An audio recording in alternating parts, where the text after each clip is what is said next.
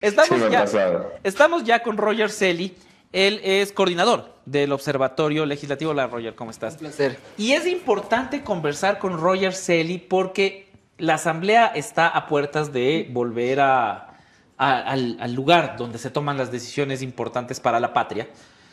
Pero ya están saltando novedades, ¿no? Novedades en cuanto a la selección, novedades en cuanto a los requisitos para, sobre todo, el personal que va a acompañar a los asambleístas. Mientras tenemos la entrevista, hay algunas imágenes que preparó Alejandra Pérez que irán pasando en sus pantallas para que tengan un poco idea de lo que estamos hablando. Pero, ¿qué está pasando, Roger, en la conformación de la Asamblea, de la nueva Asamblea Nacional? Muy buenos días con todos y todas y muchísimas gracias por la invitación.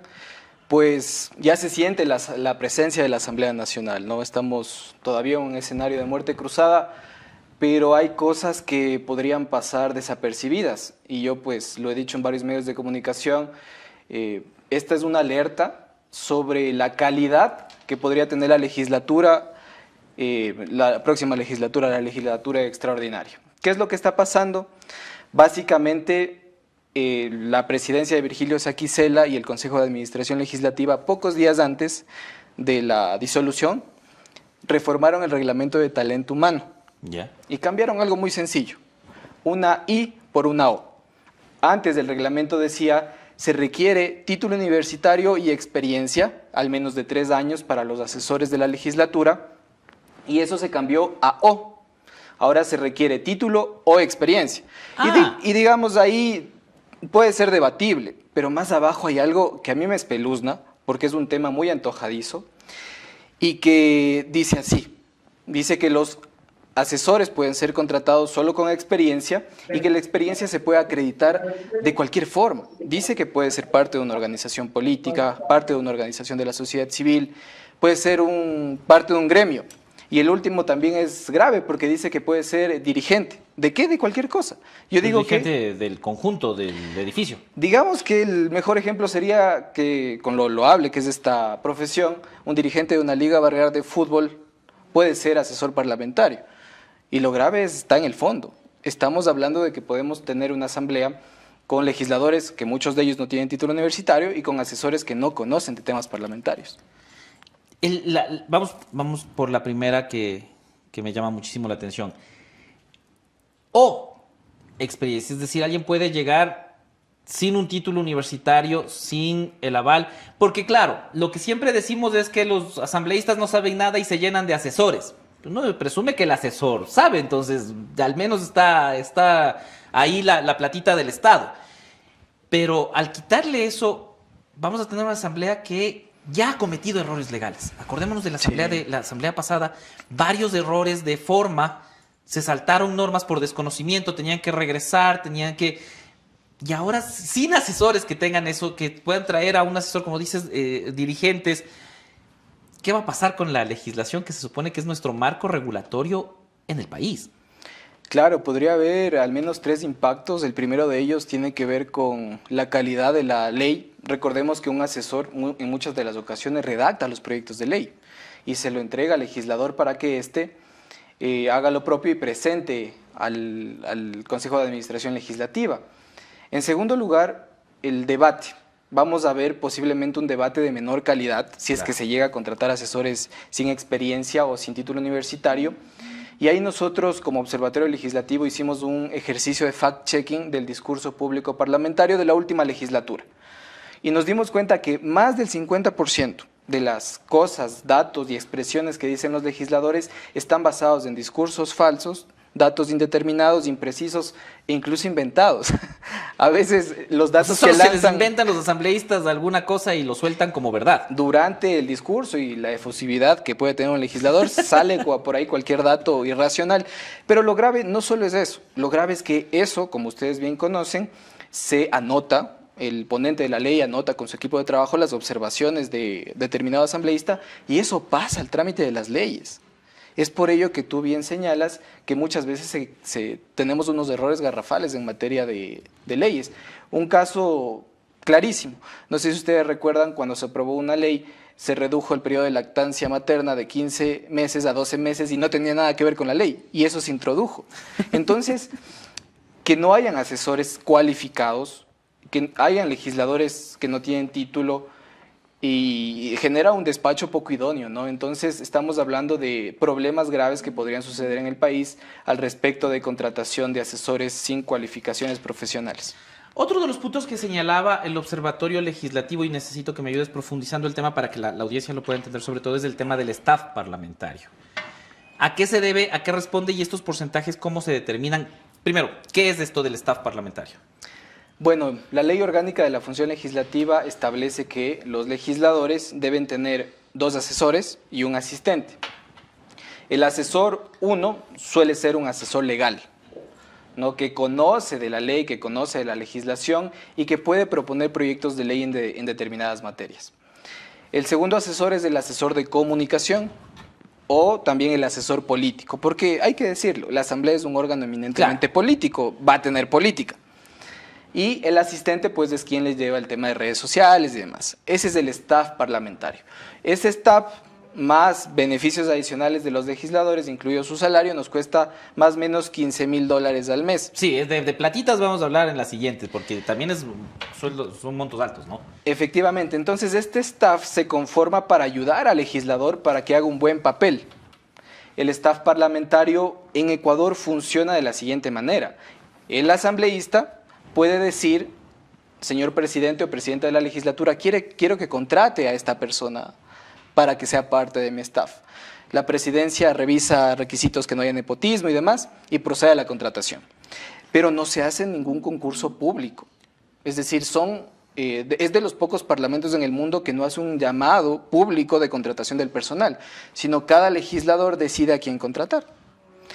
Y esto pues llama la atención en el sentido de que generas mucha rotación. El staff parlamentario, nosotros hemos sacado algunos datos, rota al menos en 40 despachos cada mes. Entonces la gente se mueve, se va moviendo y por supuesto todas estas características de cómo funciona el tema de los profesionales atrás de la legislatura genera una falta de profesionalización de esta actividad. El artículo 161.1 de la Ley Orgánica de la Función Legislativa te habla que el staff debe ser promovido como carrera legislativa a través de funciones de carrera legislativa y capacitación. Con esta reforma que hizo el Consejo de Administración Legislativa, de ninguna manera se está abonando que este artículo se cumpla. Entonces, insisto, el staff que vamos a tener en un futuro podría ser poco idóneo. Ahora sí vamos al tema de dinero, que creo que también mueve mucho la opinión popular, ¿no? ¿Cuánto se destina para un despacho? Ya más o menos lo dijiste. ¿Y de eso cómo se dividen esos valores? Más o menos al mes nos cuesta $20,000 un despacho, ¿no? El asambleísta gana más de $4,000, el asesor 1, que es el asesor legal, gana más de $3,500, el asesor 2 de comunicación o asesoría política gana más de $2,500 y el asistente más de $1,500. Luego de eso, el legislador tiene además otros rubros adicionales, como por ejemplo el tema de residencia. Si es que no son de aquí de Quito. Si es que no son de acá, pueden alquilar una residencia acá y la asamblea paga más de $1,200 mensuales por ese arrendamiento.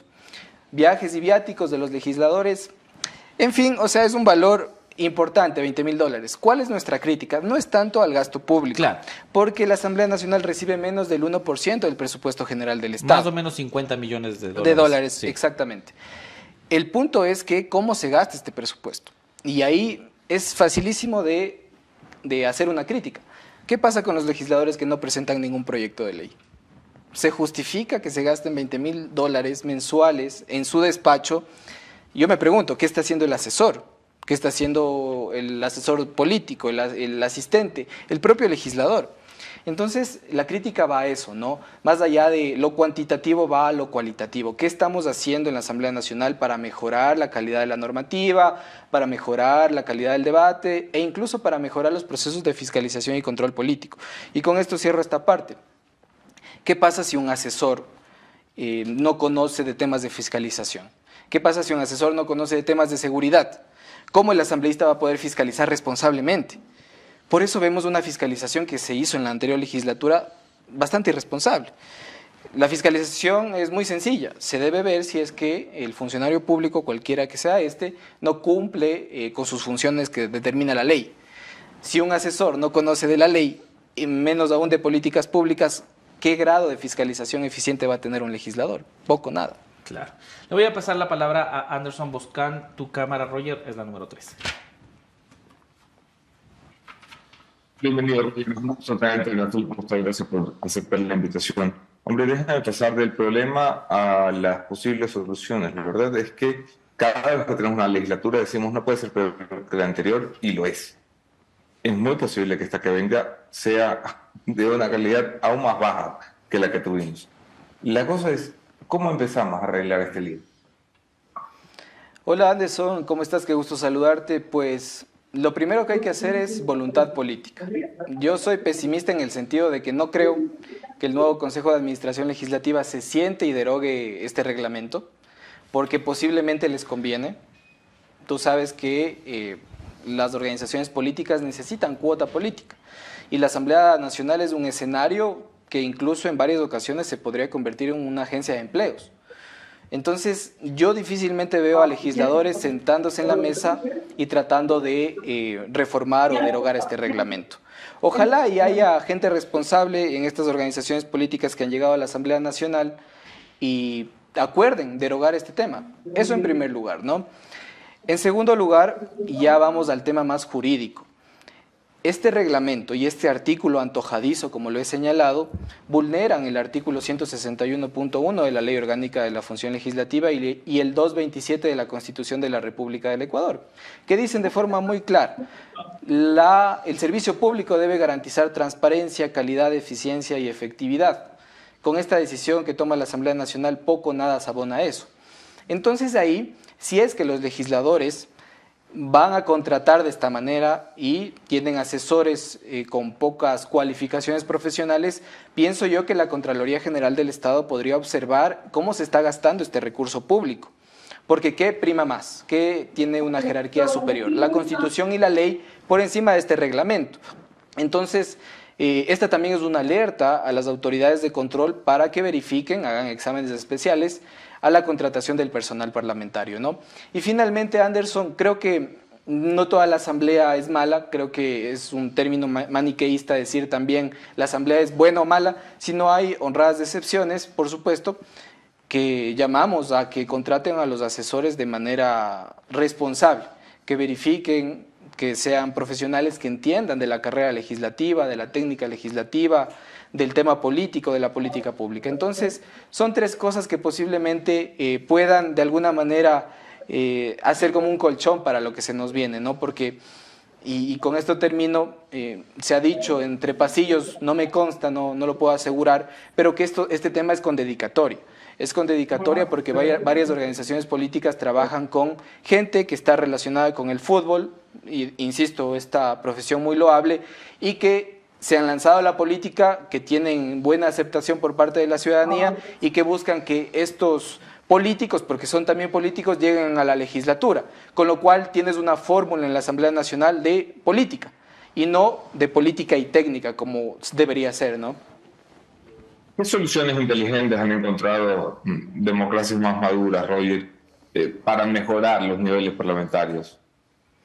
Bueno, el caso de Chile es un caso de ejemplo, siempre lo destacamos. Ellos lo que hacen para el tema de personal parlamentario es hacer concursos públicos de contratación del personal. Hoy en día, Anderson, yo sé que tal vez no quisieras trabajar en la Asamblea Nacional, pero hoy en día tu único requisito es ser afín a algún asambleísta. En Chile no, en Chile tu cualidad profesional, tu título universitario, tu experiencia te dan credenciales para que tú apliques a formar parte de un despacho en el Parlamento chileno. Entonces, lo que se podría hacer es reformar la normativa para que se hagan concursos públicos de contratación del personal. Yo digo que de al menos de un asesor. Tal vez, como bien decíamos con Javier, el órgano de la Asamblea Nacional es eminentemente político y necesita cargos de libre nombramiento y remoción, porque es un tema también político. Pero se debe avanzar a procesos más institucionalizados, transparentes y públicos de contratación del personal, ¿no? También otros parlamentos como el argentino cuentan con un staff de carrera profesional que siempre van a estar ahí. Van a hacer su carrera en el Parlamento y van a servir a todos los legisladores independientemente de la tienda política.